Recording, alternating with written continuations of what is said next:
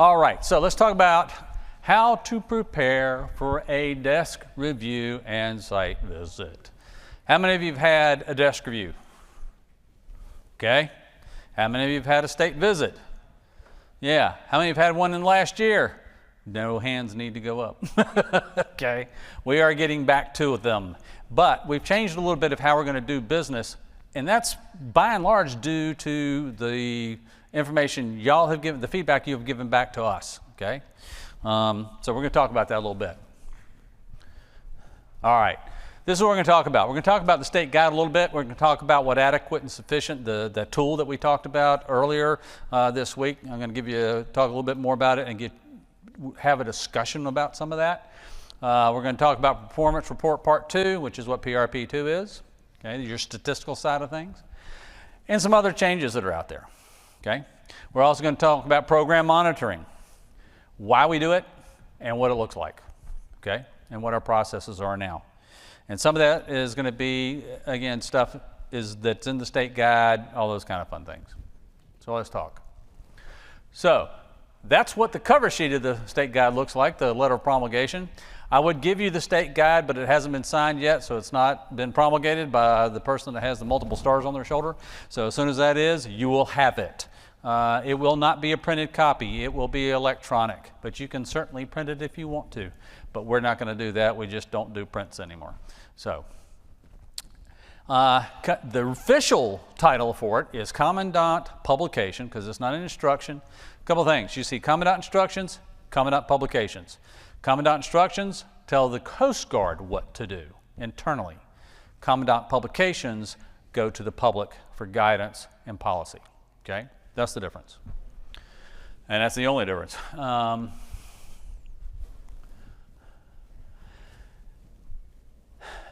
Program measurement tool. How many of you have not seen this? Okay. Those of you who have to fill it out will see it a lot. Okay. And this is how you report to us. Remember I told you about you do your program narrative. This is what you're going to do. Your performance report is what you've done, and this is the statistical side of that performance report. Okay. It's going to break down how many boardings you did, how many life jacket violations you wrote, warnings, all that stuff. How many officers you got, how many hours you spent on the water, how many hours you spent doing other stuff. It's all that statistical information. And once the state guide goes through and is all signed off, you will then be able to use the Performance Report Part 2 the way it was intended, which means you plug numbers into the holes and it completes a report on the back side that will tell you what your score will be in the program measurement tool.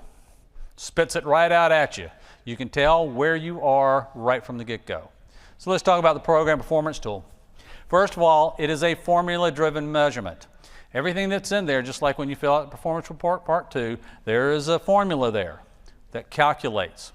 These formulas go back to the beginning of the program when money first became available from the Act of 1970, but the money became available in 1973. They had to figure out how to measure the success of that money and where it was going. So these formulas that are in this thing are not anything I created. The only thing I did was update it to the 21st century. Because in 1973, there was $3 million available to 34 states, because that's all that were approved at that point. And we had 3,400,000 boats in the country that were numbered. Okay? And we had 8,000 officers available to go out and do the mission. Here's where things get really dumb. Boats exploded, got up to over 13 million boats.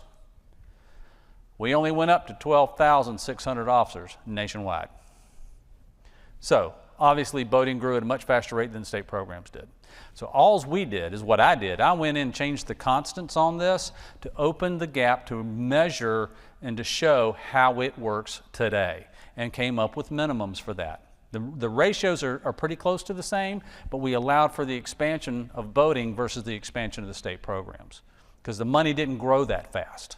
So the programs didn't grow that fast, but boating exploded, okay? So that's in there. And again, performance report part 2 is what drives this.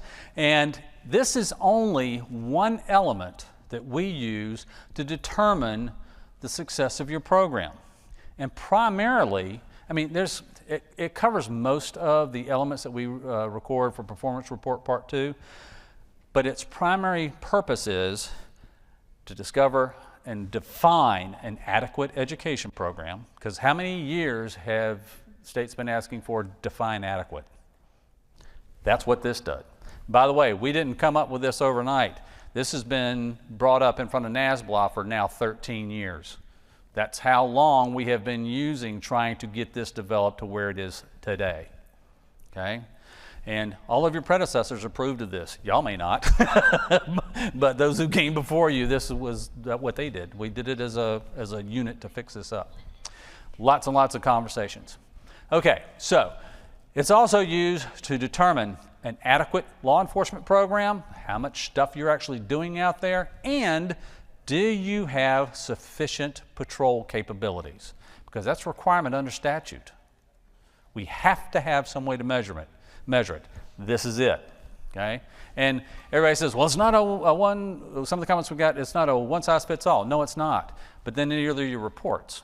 It's all about the information that is provided to us from the states. Number of numbered boats, how many citations you wrote, how many patrol hours you spent, how many people you have that work full-time in the mission set. All of these pieces go to develop adequate and sufficient so that we have a way to measure it. It's really kind of simple. A lot of the comments that we got back on this program measurement tool was, well, if I don't hit the scores, do I lose all my money? No. One element of how we look at your program and how we monitor it. This will never be the sole determination for a program that is either approved or provisional or disapproved, okay? And I'm going to tell you right now, to get to a disapproved program, you really got to go way down in the bottom. And no state is in that position. When I've run because again, the comments that we got from the state guide and on this in particular, I took and ran every state's numbers over the course of 5 years. State by state, piece of information by piece of information. In each area, there's basically, what, 1, 2, 3, 4, 5 areas that this thing actually measures. And administration doesn't really count for that. And so let's look at the top ones. When I went through it, in one section or another, there was never more than 5 states that didn't meet the minimum scores within that section. Okay? So, grand total, I think there were 16 states when you look at it from the whole that had a problem somewhere. But nobody failed the minimum number required for a grand total. Okay? All it shows is that there are some programs that have some room for improvement or have a warning sign that something's not working right, so you might want to reprogram some stuff. Okay? And that's what we're going to use it for, and that's how it's intended to be used. Okay. This is the form that drives it. This is what gives us all our information, Performance Report Part 2, like I said. And it's got all the crap on it. I'm not going to go through it because that's boring. Okay. So, any questions or any concerns about the performance, the program measurement tool? Does anybody have any real concern? Because I'm going to tell you, again, it is not the thing that's going to make or break your program. It's only going to show where you are in the program. I mean, and in the overwhelming majority of the scores, everybody maxes out the top. Now, the maximum you can get on any one score is 80. There are some states that hit 400 in that one thing, but I'm only going to score you at 80 because we're looking, because it's federal government, minimum requirements. Minimum. That's how we work. You have to meet the minimums in order to be eligible for the money. Boom. This is that simple. Okay? It really is that simple. All right. Any questions on that whatsoever? Okay. That was the biggest concern when the state guide was reviewed by the BLAs and by NASBLA. Out of the 129 comments we got, over 100 of them were from this alone. I get it, because all of a sudden everybody's going like, oh my God, the federal government's coming after me, they're going to end my program. No, that's never been the intent of this whatsoever. And this has been, I mean, beat to death back and forth between, yeah. Penny's going, yep, we've had this conversation a few million times. So, but we heard your concerns, and some of them were legitimate concerns. And we saw it, we get it, so we adjusted as a result, so that we didn't start overtaxing the program unnecessarily. That's not the idea. It's to get to where we have a manageable program. And we can defend it. Again, you hear me talk about Congress all the time. And it's not that we get a lot of threats that direction, but it's always there. It's always a discussion on the table. So, especially when we go up for reauthorization. Like right now, what's going on in federal government? Let's just talk about all that. They're trying to find money everywhere. This would be an easy pick. And it's not going to do much. I mean, what's $100 million going to do to the national budget? Nothing. But it doesn't stop somebody from trying to take it from you. Other changes that came about that are in the state guide. 2 CFR 200, that is the main reference now. And I've said it over and over and over again. If you have the opportunity to take the training, which we're trying to provide everybody that opportunity, take it. Get the training. That way, when we talk about this stuff, we can even go further in depth on what you can do, what you can't do, and how we can better leverage the funding. Okay? The more you know, the easier it is to go down that road. Because you now, instead of having 4 or 5 brains at headquarters thinking about this stuff, we've got 56 times 3 times 4 that are thinking about this and having this discussion all the time. And so we go down the road and we can get things fixed. Appeal process, again, here's the deal with the appeal process. Technically speaking, the grant is authorized and provided from a signature under the grants officer. That's Pavlo Oborski in our office. He is the grants officer. That's where it's executed. However, we never had a formal appeals process that went past the guy who has the right to sign the grant. He does, we as a group, but he's the primary final decision maker on what's approved, what's not approved, that type of thing. This man standing over here determines whether or not we issue you an approval or provisional approval, or we disapprove your program. Let me help you out. Close the door. No, I'm just kidding. Here's one of those things I'm going to tell you that if it goes before a court of law, I'm going to tell you I never said it.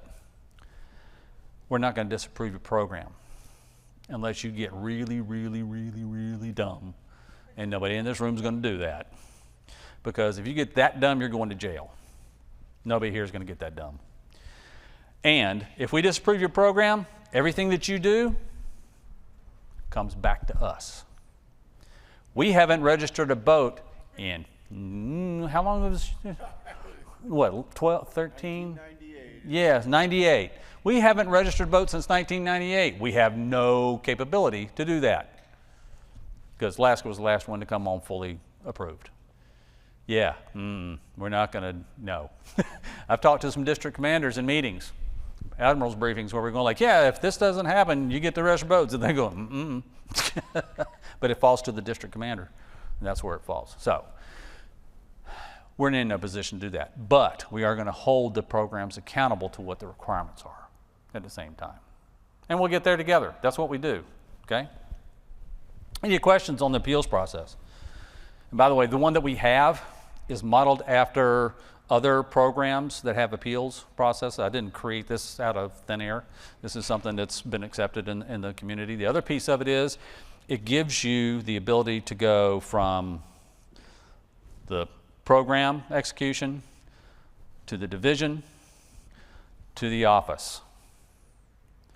That's where it goes. Now, if it gets to the office level, to Captain Glendy, I can guarantee you he's going to take it to the admiral. Now, in the formal appeals process, it doesn't go to him for a final decision. It does reside right now with the captain.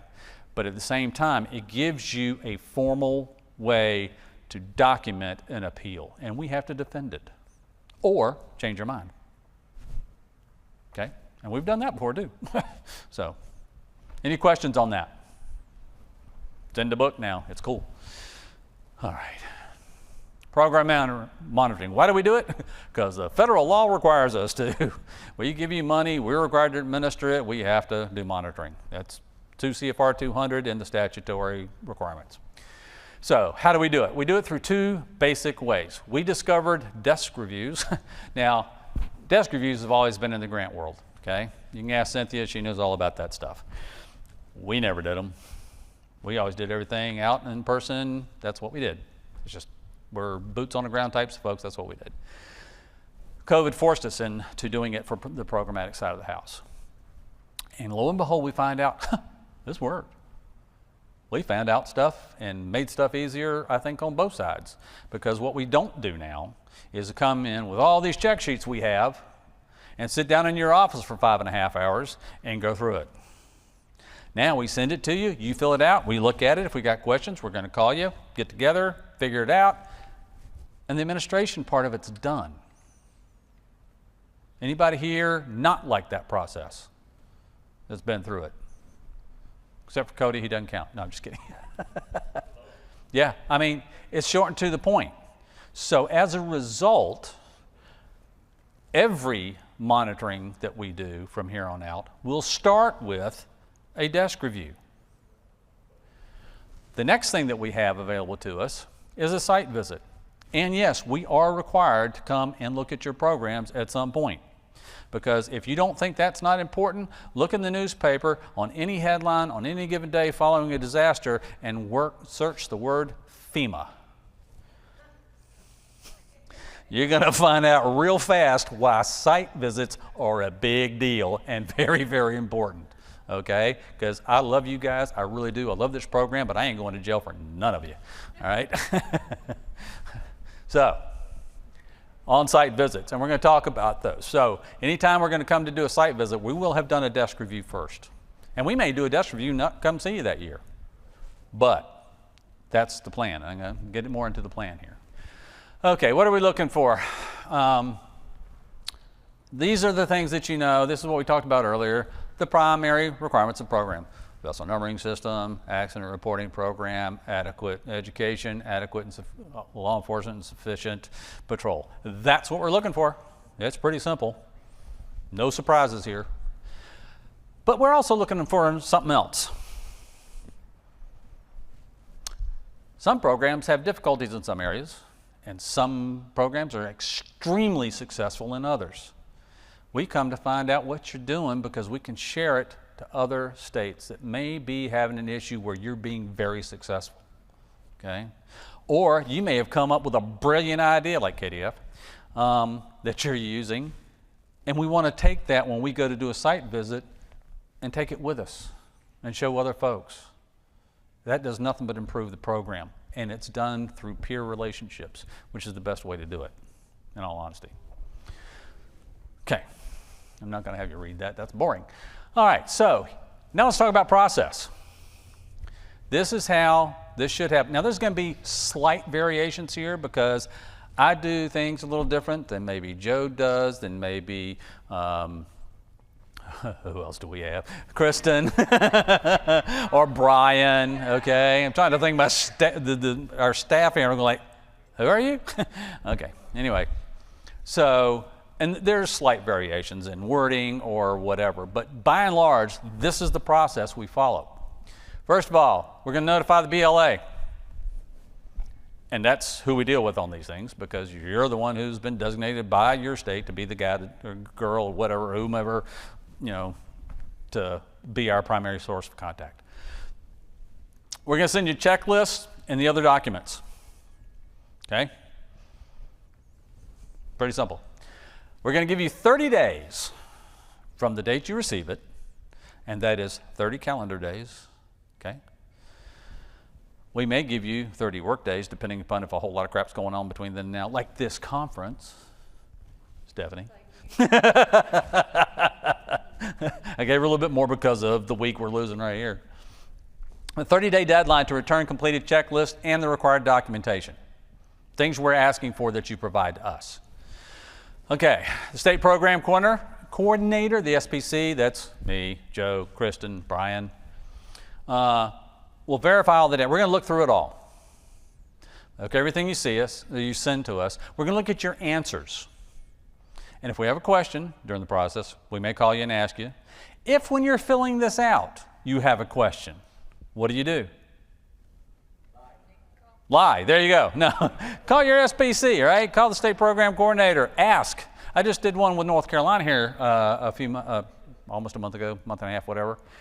And by the time Ben got through the whole process, he had asked me like about 4 different questions going throughout the process. So by the time we got to the end of it and he sent it back to me, any questions I had, he'd already answered and put in place. So it was really simple.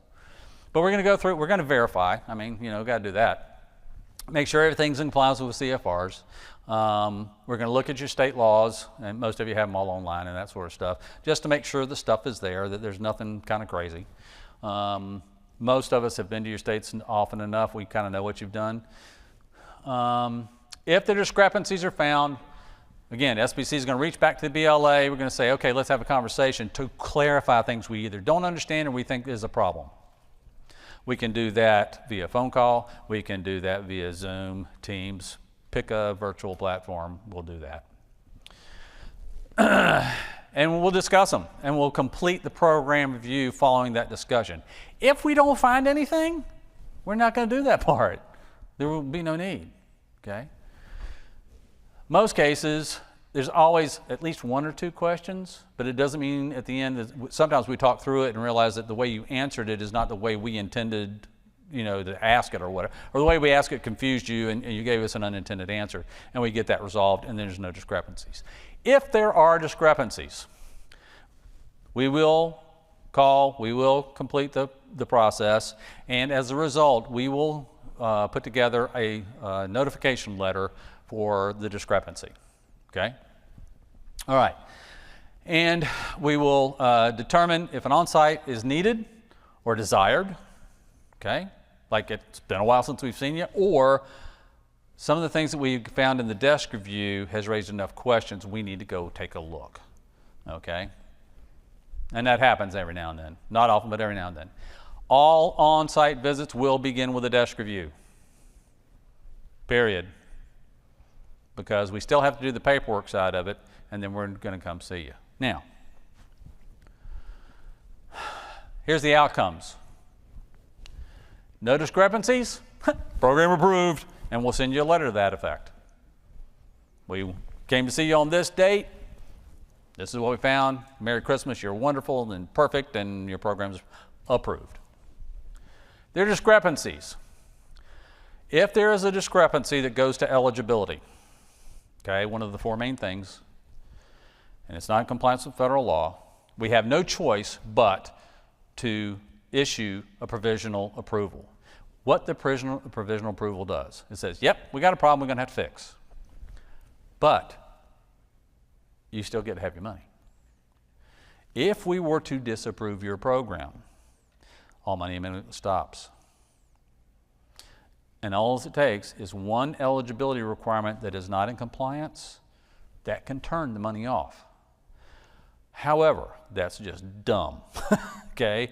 Because you folks are doing a program. We're not going to turn the program off. That doesn't serve any purpose. So what we do is we do a provisional approval and give you the time to fix whatever the discrepancy is. So, and it will require a corrective action plan. Tell us how you're going to fix it. A lot of times it's pretty simple, sometimes a little more complicated. Okay. Major discrepancies. Now, when I say major, I have yet to see that in this program.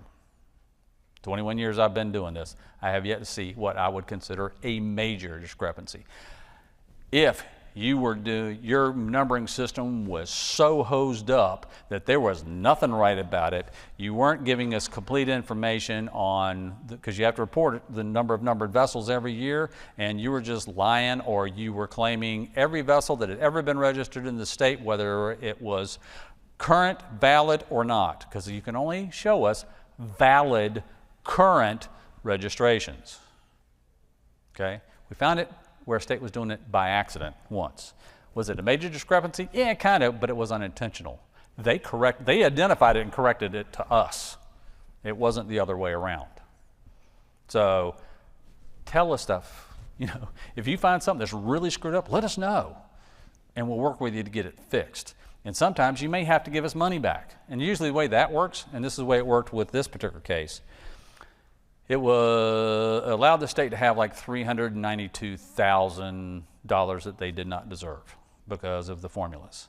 So all we did is the next year, we deducted that amount from their allocation and redistributed it to the other states. That's how it worked, okay? It was a pretty simple fix. And they fixed the problem pretty quick once they found it. So anyway, so program disapproval, highly doubtful, but it is always out there. But if we're getting into program disapproval, we're probably looking at fraud anyway, okay?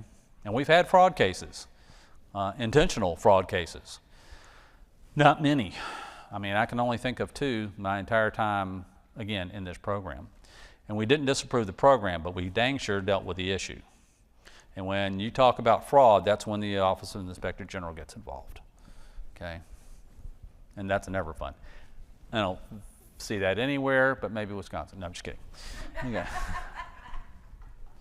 Any questions on how the outcomes can work? Okay. Here's the common things we find. That's also in your handouts, by the way. As well as all the forms I'm going to talk about, everything that deals with this piece. Is Ron in here still? No. What he did, because the system on the events planner can only have so many individual documents, so there's one that has all the check sheets in it and all the stuff, and it's listed as one document in there, but it's all in there, okay? So, application for certificate of number not in compliance with the changes of January 1st, 2017, and we're still finding that. We only gave you 12 years to fix it, okay? And you had to have it fixed by 2017. There's still some states that haven't done that yet. Or there's pieces missing, and we go and identify it, and again, we do a cap, but that's a common one. The other common one that goes along with it is the certificate of, if the application for certificate of number is messed up, guess what's messed up? The certificate of number, okay? So those are the common ones that we come across. Temporary certificate of number. How many of you issue a temporary certificate of number? Okay. If you do, there's certain things that have to be on there. It can't just be a piece of paper that says, yeah, it's temporary. It has to have certain amounts of information on there, okay? Now, are you required to issue a temporary certificate of number? No, it's not a requirement, but if you do, again, go back to the regs, 33 CFR 174. And the fact that never mind, we won't go there. Collection of fees during numbering that are not allowed by law, okay? That is probably the biggest and most expensive one that you have to deal with. Talk about the AIS, no. Talk about user fees, no. Taxes to create a trail system, no. The only thing you can condition a certificate number on is proof of payment of state and local taxes. Not a tax that you create for the boater alone, but proof of payment of state and local taxes. Not charging it, not collecting it, proof of payment. And that's a difference in law, okay? Now, if they pay it at the same time, like they do in the state of North Carolina as an example, when I register my car, that's one thing. It's proof. That's the biggest thing you got to remember. Yeah. Required to be titled. You can do that. And you can require the vessel to carry liability insurance. Those are the only 3 things you can require in order to number a vessel. Anything else that is a fee to do something else like coaga mussels or milfoil reduction or derelict vessel removal, You can't do it. You may collect that money at the same time, but if they don't want to pay it, you still have to issue a certificate of number, period. If not, violation of federal law, and that's the one thing that we will make sure is corrected. And we have lots of law back and forth with that. And we have new opinions on some of that, because one of the things that we used to say is, well, if you have it in taxes, then, just take it out of the taxes. But there's a piece to that. You can't create a new separate tax to be able to collect money for a derelict vessel program and think it's okay. You can't do that. That's just an end run around the fee piece, and you can't do that either. There's no loophole there, okay? Any questions on that? Because it gets a lot of discussion. Apparently for nobody in here. Okay, good. PFD type codes are still in state regulation. That's not going to put you in a provisional, but we are going to try to get you to change that. HIN validation process not established or is incomplete. That's got to be done. Things like vessel classifications are not in agreement with federal minimums. That deals with the change to BARD, state numbering system, and the vessel identification system where the language is all the same, okay? Those changes back from January 1st, 2017. We gave you a lot of years to get fixed. Boating accident reporting timeframes are not met. Now, currently, because of the boating accident or the boating incident report project, we're not getting hard into that. Like if you're past the 30 days or 45 days. Now, if you're not reporting at all, yeah, we're going to come after you for that, and that sort of thing. But so you still have to report. But the tightness on the time frames we're not really holding to right now until command makes final decision and the policy letter comes out on that. Because that's going to require some regulatory change too at some point. Because the regulation is the one that stipulates 30 days from the date the state's notified, okay, or receives an accident report from the public. So things like that we're going to identify, we're going to tell you about them, but it's not going to affect your approval, okay? That's the common stuff. Do you have questions about a state visit? Go ahead. Well, you kind of touched on it. Okay. The PFD. Yes. Code. Yes. I don't know when we're going to change. Well, okay, let's talk about getting your changes made under CAP. One thing that is recognized by us, if it is something that you can change administratively, okay, we expect that to be done relatively quickly. If you have the ability to change rules within your agency, we expect that to be done within a reasonable time frame. And you're the ones who telling us what that time frame is. Because when we give you a cap, you have to respond to that cap. You got 30 days to respond to the cap telling us, here's our plan, here's when we expect to get it done. Notice I said the word expect to get it fixed. If it requires action by the state legislature. That can take, in some cases, more than a little while. Okay, some states only have their legislature meet once every 2 years. And as Cody will tell you, we had a thing with his state on visual distress signals that they just didn't have anything on. And he says, well, all of our lakes are inland and all our rivers are inland. We don't have it. I said, do you go offshore? Oh, yeah, we go 9 miles offshore. Yeah, okay. So that was a fun conversation with the colonel. But it was kind of like the light bulb comes on and it's all good. Their legislative session had ended the week before. They couldn't even start on it for 2 years. But we get that. There's a lot of states like that. Or your state does only budget every other year. Or a fight occurs on the floor of the state legislature and the governor closes it early because they're not getting along. And that has happened. It caused one state to lose $369,000 for a year. The beginning of the next general legislation, though, or the legislative season, within how many days, Mark? Like 2 days, they passed it, and boom, money was turned back on. They still had a year to use the money. It was all good.